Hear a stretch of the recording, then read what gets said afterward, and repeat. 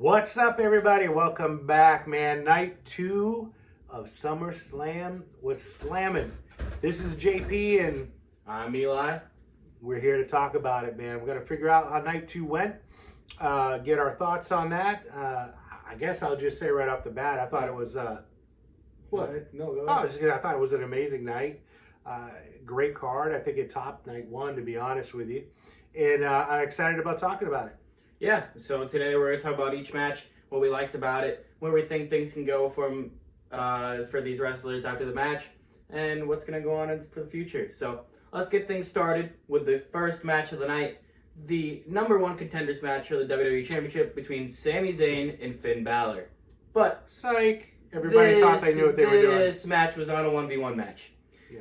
Nick Aldis comes out to the ring, says that he's reinstated as a SmackDown general manager, and his first action back was to add a wrestler back to the match of the number one contenders match, that being Gunther. Now, listen, I was not very excited about adding Gunther to this match because, at this point I wanted Finn to win, and Gunther was a big threat in this match. But Nick Aldis then goes that he is making this a fatal four-way match, and there's another contender.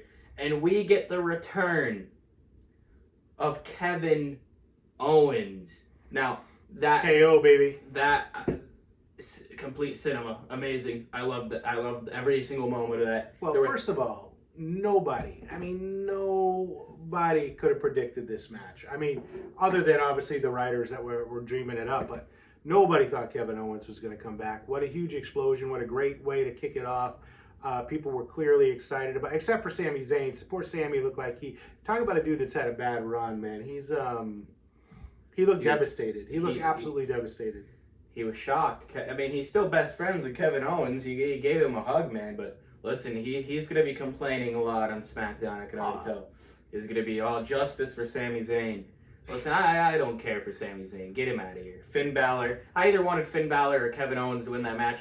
And the result was that Kevin Owens did win, and he is now the number one contender. First of all, which was crazy, Gunther went from almost being not in this thing at all to ended up with two matches. He did double duty. That's pretty crazy. So clearly, awesome for Gunther. Yeah, he's still obviously a solid performer and somebody that's going to be in it no matter what. But yeah, great match. Loved it. Glad it turned out the way it did. Although I'm not obviously. I really hate when these wrestlers are, he was a little different, medical reasons, I get it. But, to be gone that long, come back, win a title, be the first, number one contender, it just doesn't kind of settle well with the people that have been busting their ass for, a year or whatever. But anyway, nevertheless, great storyline. I'm glad KO's back. Listen, and I don't even care that he came. I love that he came back. And honestly, the matches he was putting on before he left were bangers. And he was in that title picture and did deserve another shot at that title. It's not his fault the injury took time away from him. I might have to take back the things I said about Canada. Well, I'm really happy that Kevin Owens won. Amazing. That is a thumbs up for me. From here, we get to see CM Punk versus Kevin Owens. That is a match that is insane. I'm so excited for that match. Listen, I love CM Punk. I love Kevin Owens. But I'm not thinking it's going to be too good for CM Punk here, unfortunately. No. We'll talk about that in a few minutes, but let's carry on here. Well, just one more minute. Sami Zayn, I think, is going to go on SmackDown and complain to Nick Aldis. Of course. And Nick Aldis is the GM. But I think from what we've seen from SummerSlam, the people don't want Nick Aldis as a GM. So I think this may lead to Nick Aldis going to fight Sami Zayn at some point. And I hope that is what it is, because Nick Aldis, I want to see him as the wrestler, not as the GM. But yeah, I hope that's where he goes. Finn, maybe a feud with Gunther. Maybe he's going to stay in the main event. Finn deserves it. He's been putting on amazing matches. And honestly, he deserves very well. So. Yeah. Well, listen, it was a great match. I'm psyched about it. Let's see where it goes. It's great that we got all the pieces are coming back. And yeah, man. So overall, good match. Thumbs up for me. Yeah, we're still 0-1 though, right now. Well, I don't think anybody could predict that. But thumbs up from you? Yeah, man, absolutely. All right. Let's move on to the next match of the night. Trick Williams defending his United States Championship against Baron Corbin. I called it. He did call it. He really did. Yes, the Lone Wolf took the title. I really did not expect that. I really didn't expect that to happen. Baron Corbin, what? You gotta go with the veteran. Man. You gotta go with the veteran. No, please tell me. You said that CM Punk comes and gives 3 months. Baron Corbin's been gone for what, a year? Comes back. No, you're wrong. His first match on TV, wins the title. Stop being silly. Baron Corbin was in NXT paying his dues, running that show. Yeah, but he was gone for like a year. So what? He wasn't gone that long. It wasn't a year. Oh yes, it was. But he went back down there and put the credibility and stuff back into NXT. No, Baron deserved to be there. Go, baby. Okay, he was gone. All right, anyways, I am very shocked by this outcome, actually. I was not expecting Trick Williams to lose this belt.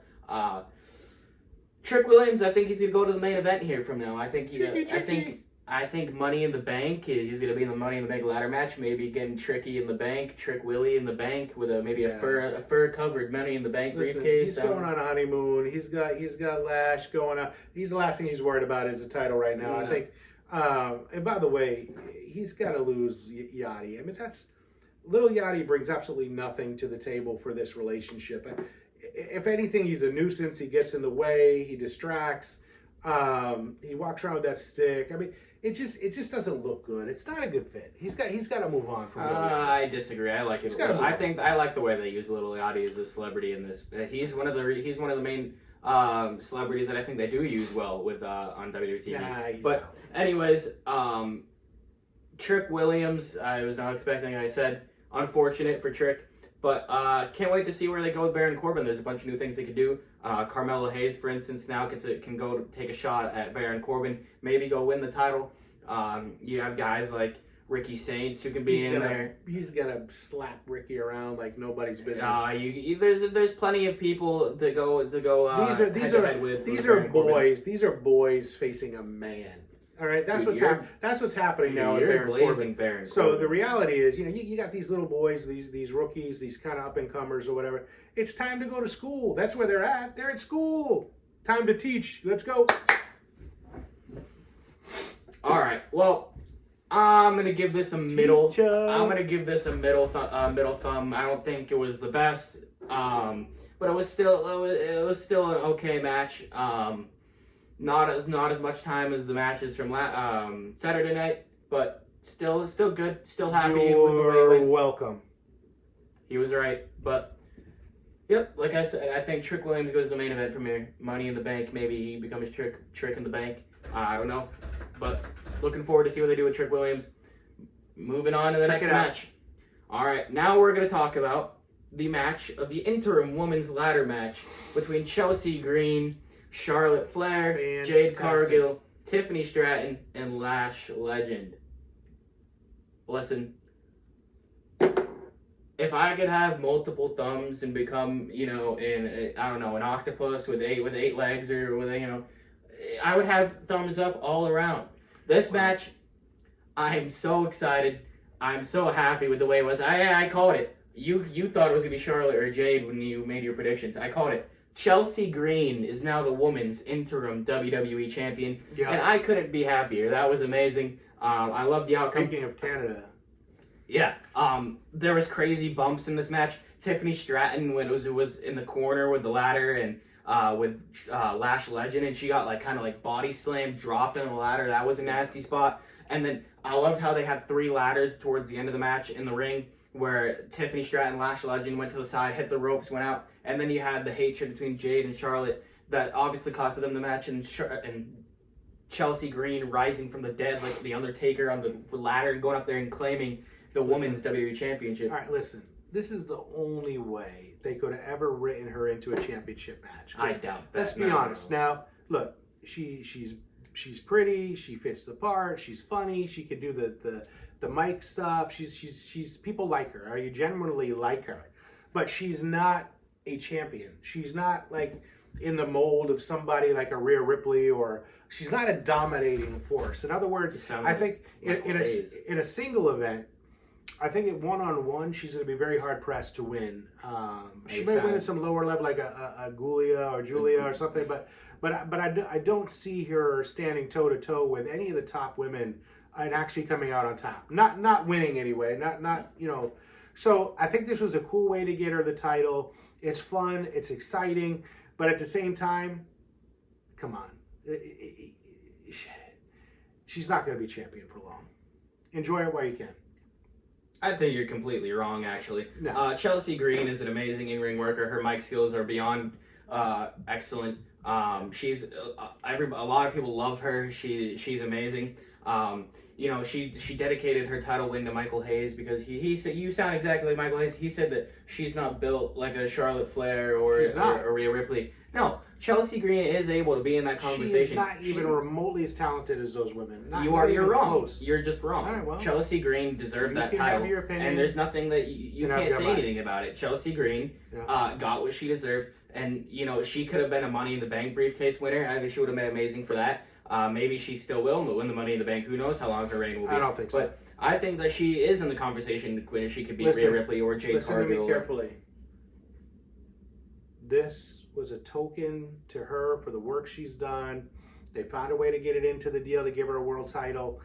This is it. She'll never be champion again. You're wrong. Never. You're wrong. We'll talk about it. We'll talk about it, see, a year from now, whatever, and when it happens, y'all remember where you heard it here. This is what I'm talking about. No, you're wrong. Okay. I like her. I wish her well. Anyways, 2 thumbs up from me, multiple thumbs up. That was an amazing match. What do you think? Yeah, I thought it was good. I enjoyed it. I'm not going to say I liked the outcome. I thought it was cool. All what I'm saying is when you start looking at champions, right, and you want to be the most dominating franchise in wrestling, and you want to have, this is like, like saying the New York Jets are going to win the Super Bowl or something. I'm just saying, man, it's kind of like, if I'm the WWE, man, I need a marquee major star as my champion. I need somebody who's the best in their business all around. Like, I don't want to start hearing about, AEW's got a better champion, or TNA's got a better champion, or you don't want that. Okay, in the ratings or the rankings of talent in the world, this was, look, it was a gift. And let's move on. Yeah, you're wrong. Chelsea Green's a superstar, a megastar, and she definitely deserved that match. So, anyways, you guys can just join me and disagree with him and make fun of him. Chelsea Green, you deserve that thumbs up. They all agree with me. They know it's true. You can like her all you want, but you know it's true. Do you give this match a thumbs up? Damn true. You give it a thumbs up? All right. 2 thumbs up from us. Let's move on to the Human Monies on a pole match. Danhausen versus Dominic Mysterio. Yeah, I don't really have a lot to say about it. It's been kind of a letdown. Dominic deserves better than what they're doing to him right now. He's taken a couple losses as AAA champion, which is just, I don't know, it just doesn't hold well for that title. It doesn't hold well for what the reputation is. Danhausen's comical. He's funny. He should have taken a loss last night. That should have been the first one and kept it kind of where it is. I'm kind of getting a little tired of the mini-Hausens, to be honest with you. But I don't know. I don't know what they're going to do to be able to save this storyline. I really don't. Listen, I actually really enjoyed Danhausen after a while. After we were all clowning on him when he debuted. I was really enjoying his run he's been having. It's like a roller coaster. I feel like he's being a little bit overused now, and I'm losing interest in Danhausen and the way he. Listen, it's just, I don't really know how to explain it, but it's not fun to watch him that much anymore. Dominic Mysterio he's the AAA Mega Champion. You can't have him be losing to the Luchadors, man. This guy, and you got him losing to. You can't be losing the freaking Danhausen. No, that was bad. That was a bad call. Yeah. I think they need to slow down, take a step off the gas on Danhausen, and lay back a little bit. Dom did deserve that win, and this match was pretty much forgettable. You could skip this match if you were watching SummerSlam. Yeah, it was clearly the weakest link I think it was the weakest link into both nights. Yeah, not really enjoyable. Didn't care. Yeah. So unfortunately, I'm gonna give this match thumbs down. Yeah. I don't really have a lot to say about this one and Fatal Influence were the 2 bottom ones of the whole time. But I still enjoyed the Fatal Influence. No, I did, but they were both arguably the 2 worst matches on the card. But yeah, and then I don't know, and then you got Joe Hendry coming out. They're really clowning this guy right now. He looked out of place. He looked odd. It didn't really fit into the deal. Yeah, like I said, I think that song, the parody the 2 did, the duo, was absolutely, I'll never forget it. It's like, man, it just ruined it, man. Poor Henry. If you're listening, man, you better change something up, dude. That they just tanked your deal here. Yeah, please. Honestly, I'm starting to believe that Danhausen's cursed. Change it up, man. Let's go. All right. Anyways, thumbs down from me. What is your opinion? Yeah, it's a thumbs down. As much as I hate to say it, but it's thumbs down. All right. Well, let's talk about another a little higher step to a really good match. The match before the main event. Let's talk about Penta defending his Intercontinental Championship versus the hometown hero Chad Gable. Great storyline. You know, clearly Penta was the one that beat Gable back, knocked him out for a while. Then he went to AAA and, you know, obviously created a legacy there. Chad Gable's been fighting for years to get this chance and this opportunity, and frankly, he deserves it. I mean, he's an amazing wrestler, very talented. I remember the Shorty G days when they were making fun of him. Listen, a lot of respect for him, and I'm glad it came out the way it did. I thought it was a great match.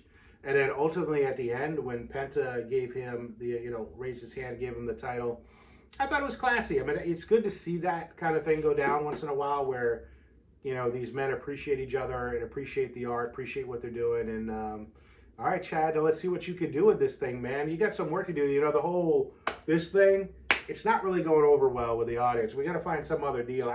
I don't know what it is, but come on. No, well, good, amazing match. Penta and Chad Gable, I could watch him wrestle forever. That was amazing. Chad Gable winning the belt. And, you know, I've been watching him for a lot of his career, and he's really deserves his championship. It's his first singles championship ever. This man's been crawling. I remember Shorty G, how terrible it was. Vince did not care about Chad Gable. Vince could give two craps about him. It was really unfortunate because he's one of the best. He had some great matches. He did, but he wasn't. The Shorty G character was pretty cool because he went up and fought some big dudes, and you know. But Chad Gable deserved this title maybe 2 years ago. But that's the long-term storytelling of Chad losing to Penta in Penta's debut, then sending him spiraling down into becoming a heel, wanting this championship, then becoming El Grande Americano and fighting in Mexico, getting a legacy in Mexico, to unmasking, becoming Chad Gable, to go back to wrestle Penta at SummerSlam. It's amazing storytelling, long-term storytelling that worked. And Chad Gable is now the Intercontinental Champion, something he so much deserved, and I couldn't be any more happy for him. Yeah, I'm telling you right now, if they can come up with some way to forget about the crazy trying to be clappy clap thing. Like, you know, I remember when Hulk Hogan first used the Real American music that came out. You know, it was such a huge deal. It creatively set a tone and a feel for, you know, ultimately the champion and this mega person of the Hulk. I think we got to find something for Chad that is a kind of targeted plan here to really put him over. But I don't know. Let's hope that happens. I think he deserves everything. I think he's going to be a great champion. And let's go. And like you said, I really enjoyed the aftermatch scene where Penta raised his hand and gave him the title. I loved how he got his family in the ring, was talking and said that he's Chad Gable from Minnesota and he is the Intercontinental Champion. That was really awesome. But the thing that made me laugh a little bit at the end was the root beer mascot, and it gives him 2 root beers and he clinks it like he's Stone Cold Steve Austin and starts chugging root beer. I was like, well, it was pretty funny. Well, it reminded me of the days when Kurt Angle did that with milk. You know, he took instead of having beer, it was ice cold milk. You know, listen, it was pretty funny, and at least they didn't have an ad that you had to go watch the takeaway time for the wrestling, where it was funny, but it also took away a little bit from the moment. But it was funny. So good for Chad Gable, and I'm happy to see where he goes from here. I thought for a minute somebody was in that costume and they were going to slap him in the back of the head or something, and it was going to be some kind of turn. Somebody was coming after him. I didn't know who it was, but yeah, thankfully it didn't happen. And congratulations, Chad and family. So from here, I think that Chad Gable goes on. Maybe he wrestles an Ethan Page. Ethan Page just beat Rey Mysterio. Yeah, that'd be a good one. Maybe an Austin Theory. He goes to protect Otis and Akira Tozawa going against the Vision. Maybe from Penta. Triple Mania for AAA is coming up soon. I think he might be going down to AAA and work a little bit down there, and then he comes back. I think that he could also tag team with his brother, Rey Fenix, and become an amazing tag team, because they were an amazing tag team, the Lucha Brothers. So looking forward to what Penta's able to do. I think that's where he's going to go. But yeah. Thumbs up. Thumbs up from me. Now, let's talk about the main event Roman Reigns defending his World Heavyweight Championship against Seth freaking Rollins. Yeah. Listen, ladies and gentlemen, I've been watching this wrestling for a long, long time. Remember being a little boy seeing, Hulk Hogan fight Andre, or Roddy Piper fighting Jimmy Snuka, or good Lord, I could go on and on. Bob Backlund and Iron Sheik. I might go back. But long story short, this is probably one of the greatest wrestling matches of all time. Clearly, two of the greatest men to do it. Two of the most iconic men to do this, with all the backstory, with all the history. And what a battle. Yeah. I think they knew each other really well. They knew each other's moves. They knew what to anticipate. They saw what was coming. It was almost to me like they were, kind of tag team partners really with one another. And there was so much respect there at the end of the day, which, I think, to one thing I'll tell you, if there was any doubt that Roman Reigns is the man, or the ultimate champion, this guy could have whacked him in the back with a chair, decided to step down and do this the right way. And I've got nothing but props and admiration for the Tribal Chief. I think we're watching one of the greatest wrestlers of all time. And I'm just happy to see it. I'm proud to see it. It busted me up a little bit because I love Seth Rollins.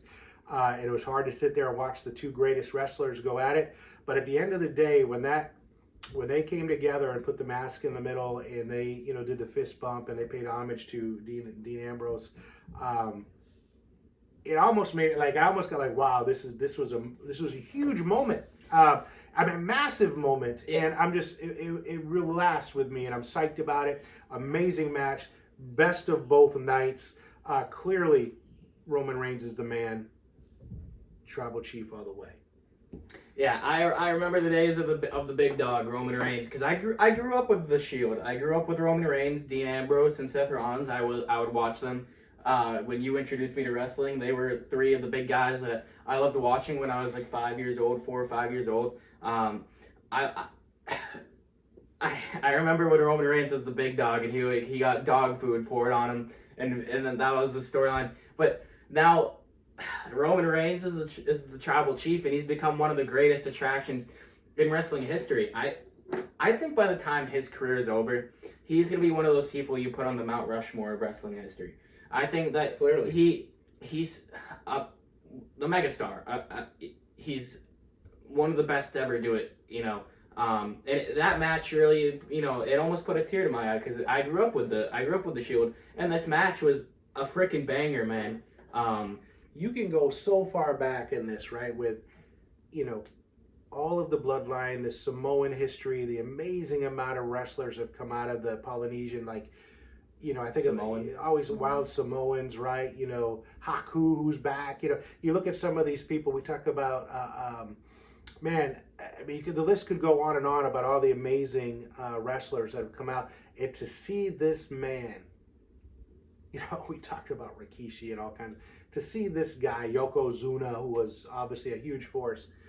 Roman Reigns, not only is he the Tribal Chief, he is now the Tribal Elder. He is like the guy who has he's ascended to the top of the mountain, and he's just looking down. It's his world, man. There's nobody in that business throughout the entire bloodline of history that's done what he's done.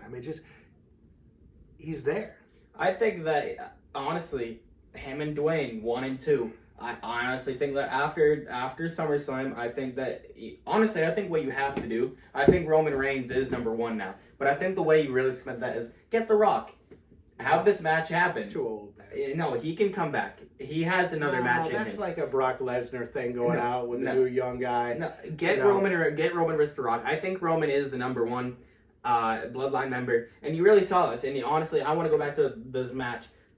Paying homage, having the dirty deeds, having all these moves that Dean Ambrose used. This match was like showing the Shield fans, saying that they acknowledge the fans who were big Shield fans.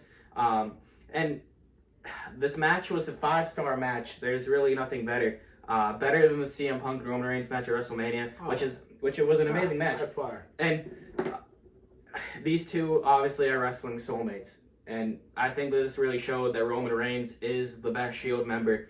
And one of my favorite parts is he exercised two demons of his past. And it really showed, it was really cool. He beat Seth Rollins, something he could, beat Seth Rollins when it mattered, something he couldn't do. And then one of my favorite moments for that match was Roman had the chair in his hand and he was waiting to take that shot, but he threw the chair away and said, "Let's do this as real men."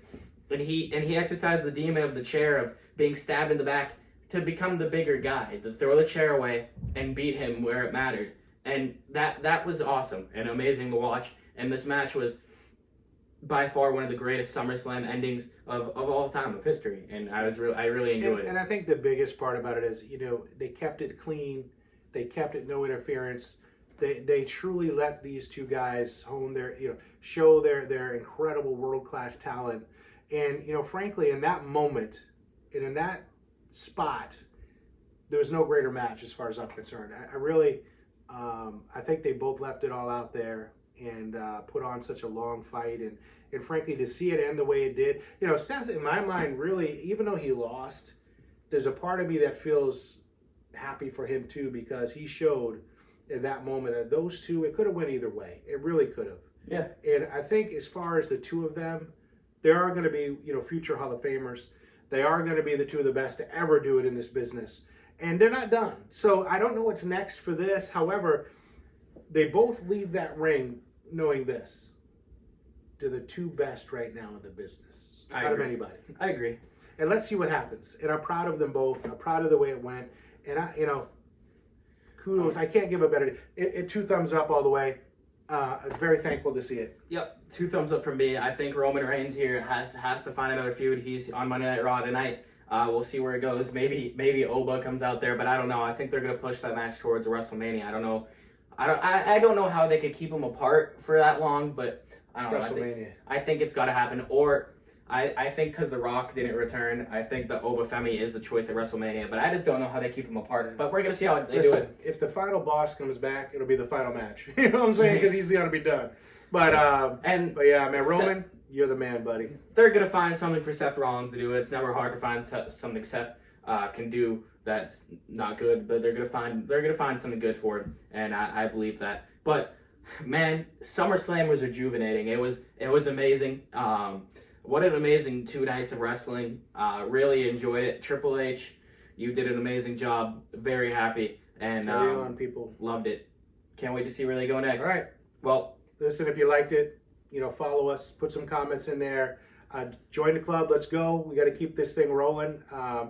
Listen, we're talking multi-generational opinions here and having fun with this thing. We hope you enjoy what we're saying, and thank you for being here. Yep, if you enjoy the world of professional wrestling, we do too. We love to talk about it. We love to share our thoughts. We love to hear your thoughts. And we really enjoy the world of wrestling. So if you enjoy that, please subscribe, like, put a comment in there. Go follow our Instagram, TikTok, X, mco.x.2. And we'll see you next time. I'm Eli. Thank you all. JP, have a great day.